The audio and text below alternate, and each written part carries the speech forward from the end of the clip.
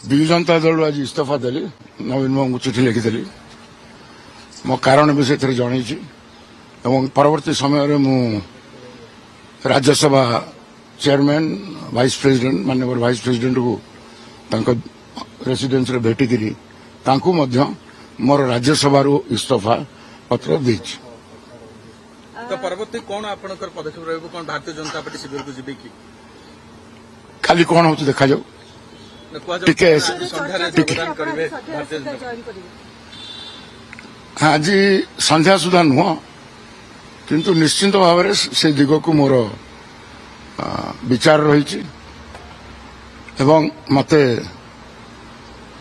ସେହି ପ୍ରକାରର ଆଶ୍ୱାସନା ମିଳିଛି ସେ ଦଳର ଏକଦମ ଯିଏ ମୁଖ୍ୟ ଏବଂ ସେ ଦୃଷ୍ଟିରୁ ଭାବୁଛି ବିଜୁ ଜନତା ଦଳରେ ମୋର ଆଉ ଭବିଷ୍ୟତ ନାହିଁ। ଦେଖ ମୁଁ କହିଦେଉଛି, ବହୁତ ଦିନ ହେଲାଣି ମୁଁ ଭୈରବ ପାଣ୍ଡିଆନଙ୍କ ବିରୁଦ୍ଧରେ ବହୁତ କିଛି କହିଲେଣି।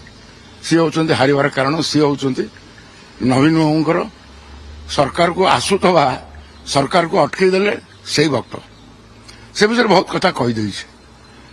ଗୋଟାଏ କଥା ନବୀନ ବାବୁ କହିଥିଲେ ଇଲେକ୍ସନ କ୍ୟାମ୍ପେନ୍ ବେଳେ କି ସିଏ ମୋର ଉତ୍ତରାଧିକାରୀ ନୁହନ୍ତି, କିନ୍ତୁ ଏବେ ନିକଟରେ ଯୋଉ ନିଷ୍ପତ୍ତି ନେଲେ, ଯୋଉ ବିଜୁ ନବୀନ ଇନ୍ସପିରେସନାଲ ଟ୍ରଷ୍ଟ ସେ କଲେ, ସେଠି ଔରଙ୍ଗଜେବର ଗୋଟେ ଘରଟା ବି ସେ ଟ୍ରଷ୍ଟକୁ ଦେଇଦେଲେ, ଯୋଉଟା କି ବିଜୁ ବାବୁଙ୍କର ସେଣ୍ଟିମେଣ୍ଟ, ଯାହାକୁ ନେଇକି ବିଜୁ ଜନତା ଦଳ ଗଠନ ହେଇଥିଲା।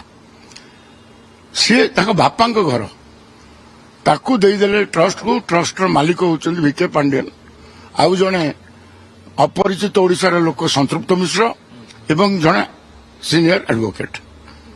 ଏମାନେ କଣ ବିଜୁ ଜନତା ଦଳ ଲିଗେସିକୁ ଆଗକୁ ନେବେ?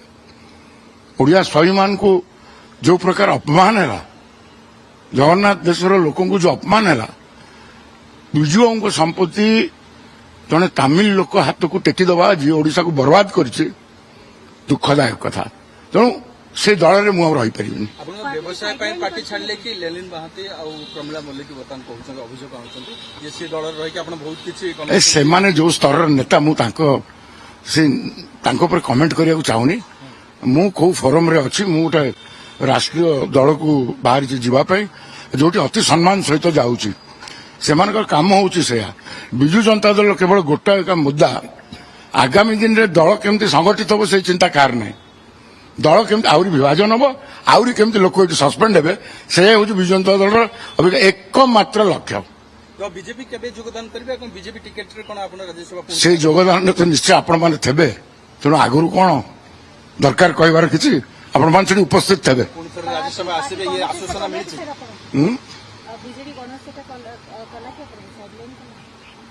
ମୁଁ ତ ରାଜ୍ୟସଭାରେ ଅଛି, କିନ୍ତୁ ଦୁଃଖର ସହିତ କହୁଛି ବର୍ଷେ ହେଲାଣି ନବୀନ ବାବୁଙ୍କୁ ଭେଟି ପାରିଲିନି।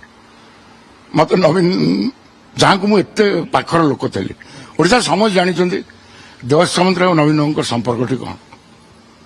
ଆଉ ସେଇ ସମ୍ପର୍କ ସହିତ ଯଦି ମୋ ନେତା ମତେ ଦେଖାଦେଲେନି କି ମୋ ଦୁଃଖଟା ଶୁଣିଲେନି, ମୁଁ କାହିଁକି ଏ କଥାଗୁଡ଼ିକୁ କହିଲି? ମୁଁ ମୋ ମୁହଁରୁ ସିନା କହିଲି, କୋଟି କୋଟି ବିଜୁ ଜନତା ଦଳ କର୍ମୀଙ୍କ କଥାଟାକୁ ମୁଁ ମୋ ପାର୍ଟି ଜରିଆରେ କହିଲି, ମୋ ମୁହଁ ଜରିଆରେ କହିଲି। ଆପଣ ହେଇଯାଉଛନ୍ତି, କିନ୍ତୁ ବିଜେଡିର କହିବା କଥା ଯୋଉମାନେ ଦଳ ଛାଡୁଛନ୍ତି ନିଜ ସ୍ୱାର୍ଥକୁ ଲକ୍ଷ୍ୟ କରି ଦଳ ଛାଡୁଛନ୍ତି, କିନ୍ତୁ ଆପଣ ଦଳର ସ୍ୱାର୍ଥ। ମୁଁ କଣ ସ୍ୱାର୍ଥ ଛାଡ଼ିଲି? ମୁଁ ତ ବିଜେଡିର ସାଂସଦ ଥିଲି, ସମସ୍ତେ ଛାଡ଼ିଲି। ବିଜେଡି ଯୋଉଟା ଦେଇଥିଲା ତାକୁ ତ ଫେରେଇ ଦେଲି। ଆଉ ଯେ ତାଙ୍କ ଦମ ଅଛି ନିଅନ୍ତୁ। ତ ନବୀନ ପଟ୍ଟନାୟକ କାହିଁକି ଭେଟି ପାରୁନଥିଲେ? କିଏ ଅଟକଉଥିଲା? ଆପଣ ତ ସାଂସଦ ଥିଲେ। ସେଇ ଗୋଟାଏ ଲୋକ ଭୈରବ ପାଣ୍ଡିଆନ, ସିଏ ନବୀନ ବାବୁଙ୍କୁ ଦୂରେଇ ରଖିଲେ। କାହିଁକି ତାଙ୍କ ସବୁବେଳେ ଗୋଟେ ଭୟ ରହିଲା, କିଏ ନବୀନ ବାବୁ ଯାହା କହିବେ ଶୁଣିବେ। ତେଣୁ ମତେ ଦୂରେଇକି ରଖିଲେ, ସେ ନବୀନ ବାବୁଙ୍କୁ ଆଉ ଟିକେ ମ୍ୟାନିପୁଲେଟ୍ କରିବାକୁ ସୁବିଧା ହେଲା। କାଲି କଣ ନବୀନ ବାବୁ ଆପଣଙ୍କୁ 70 ଥର ପାଖାପାଖି ଫୋନ କରିଛନ୍ତି ବୋଲି କହୁଛନ୍ତି? ଦେଖନ୍ତୁ, ତାଙ୍କୁ ଯୋଉ ବାର୍ତ୍ତା ମୋ କାହିଁକି ମୁଁ ଛାଡ଼ିଲି, ସେଇ କାରଣଟା ମଧ୍ୟ ମୁଁ ତାଙ୍କୁ ଜଣେଇ ସାରିଛି। ସେଟା ଆପଣମାନେ ଯୋଉ ସମୟରେ ହବ ଦେଖିବେ। ଗୋଟେ କେନ୍ଦ୍ର ଦଳକୁ ଆଇଲି, କେନ୍ଦ୍ର ଦଳରେ ଅନେକ କାମ କରିବାକୁ ଅଛି। ଓଡ଼ିଶାରେ ଆହୁରି ସେ ଦଳକୁ ମଜବୁତ କରିବା ଆବଶ୍ୟକ ରହିଛି। ସାର୍ ସିପି ରାଧାକୃଷ୍ଣଙ୍କୁ ଯେତେବେଳେ ଭେଟିଛନ୍ତି ତାଙ୍କ ରିମାର୍କ କେମିତି ଥିଲା ଆକ୍ସେପ୍ଟ କରିବେ ବୋଲି ଆପଣ ସେ ମୋ ଚେୟାରମ୍ୟାନ ଜଣେ ସଦସ୍ୟ ଚାହୁଁଛି ଛାଡ଼ିବ କାହିଁକି ତାଙ୍କର ତ କଟକରେ ପୁଣି ଆଉଥରେ ଆପଣ ଛିଡ଼ା ହେବେ ନା ମୋ ଛିଡ଼ା ହେବାର 2029ରେ କୋଉଠି ଛିଡ଼ା ହବ ନ ହବ କହିବା ଏବେ ନାହିଁ ଏବେ ନାହିଁ ଏବେ ନାହିଁ। ନିଶ୍ଚିତ ଭାବେ ଦେଖନ୍ତୁ ପ୍ରଭୁ ଜଗନ୍ନାଥ ଆଶୀର୍ବାଦ କଲେ ଆଉ ଥରେ ରାଜ୍ୟସଭା ଫେରିବି। ନିଶ୍ଚିତ ଭାବରେ ଦେଖନ୍ତୁ ଆଜି ଯୋଗଦାନ କରୁନାହାନ୍ତି ବୋଲି ଏକ ପ୍ରକାର କହିଛନ୍ତି ଦେବାଶିଷ, କିନ୍ତୁ ସେ ଖୁବ୍ ଶୀଘ୍ର ସେ ଯୋଗଦାନ କରିବେ।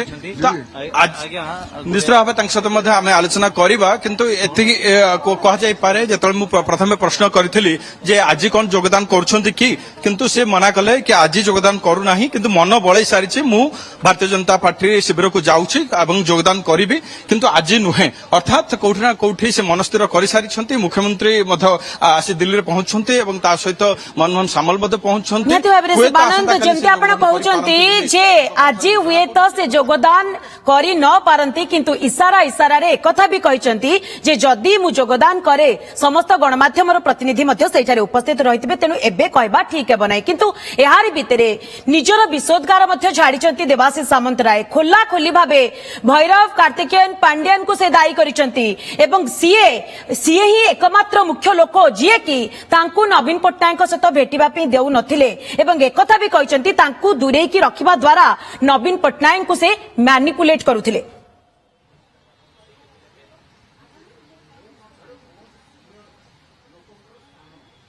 ଏସବୁ ଦେଖନ୍ତୁ ସେ ତାଙ୍କର ଖୋଲାଖୋଲି ଅସନ୍ତୋଷ ଜାହିର କଲେ ଏବଂ ଭୈରବ କାର୍ତ୍ତିକେୟନ ବିଷୟରେ କହିଲେ ଏବଂ ନବୀନ ପଟ୍ଟନାୟକଙ୍କର ଯୋଉ ପୈତୃକ ସମ୍ପତ୍ତି ରହିଛି ତାକୁ କିଭଳି ଭାବେ ଗୋଟେ ଟ୍ରଷ୍ଟକୁ ହ୍ୟାଣ୍ଡଓଭର କରିଦିଆଗଲା ସେ ବିଷୟରେ କହିଲେ ଏବଂ ଏ କଥା ଯୋଉ ଅସନ୍ତୋଷ ସେ ବହୁଦିନ ଆଗରୁ ସେ ବ୍ୟକ୍ତ କରିଛନ୍ତି, ଆଜି ମଧ୍ୟ ସମାନ ଢଙ୍ଗରେ ସେ କହିଛନ୍ତି କୋଉଠି ନା କୋଉଠି ସେ ଗୋଟେ ଅଣନିଶ୍ୱାସୀ ହେଇଥିଲେ ସେ ପାର୍ଟି ମଧ୍ୟରେ ଏବଂ ଗୋଟିଏ ବ୍ୟକ୍ତିଙ୍କ ପାଇଁ ସେ ଆଜି ପାର୍ଟି ଛାଡ଼ିଛନ୍ତି ବୋଲି ସେ କଥା ମଧ୍ୟ କହିଛନ୍ତି ଏବଂ ଏ ବିଷୟରେ ମଧ୍ୟ ତାଙ୍କଠାରୁ ଅଧିକ ଆଲୋଚନା କରିବା, ଅଧିକ ବିସ୍ତୃତ ଭାବରେ ଜାଣିବା ଯେ କେବେଠୁ ସେ ଅସନ୍ତୋଷର ତାଙ୍କର ଯୋଉ ନିଆଁ ତା ଭିତରେ ଜଳୁଥିଲା। କାରଣ ପାର୍ଟି ତାଙ୍କୁ ରାଜ୍ୟସଭା ପଠାଇଥିଲା, ପାର୍ଟି ଅନେକ ଦାୟିତ୍ୱ ମଧ୍ୟ ଦେଇଛି ଏବଂ ଜଣେ କଟକ ବା ଉପକୂଳ ରାଜନୀତିରେ ଜଣେ ମାନେ ସାଂଗଠନିକ ଦକ୍ଷତା ଥିବା ନେତା ଏବଂ ତାଙ୍କର ଏଭଳି ନେତୃତ୍ୱ ତାଙ୍କର ଅଛି, କିନ୍ତୁ ତାଙ୍କୁ କାହିଁକି ପାର୍ଟିରେ ଅଣଦେଖା କରାଗଲା, କାହିଁକି ସେ ଯାଇକି ମୁଖ୍ୟମନ୍ତ୍ରୀଙ୍କୁ ଭେଟି ପାରୁନଥିଲେ, ସିଧାସଳଖ କିଏ ଅଟକାଉଥିଲା ସେ କଥା ମଧ୍ୟ ସେ କହିଦେଲେ ଯେ ଭୈରବ କାର୍ତ୍ତିକେୟନ ହିଁ ପାଣ୍ଡିଆନ ହିଁ ତାଙ୍କୁ ଅଟକାଉଥିଲେ।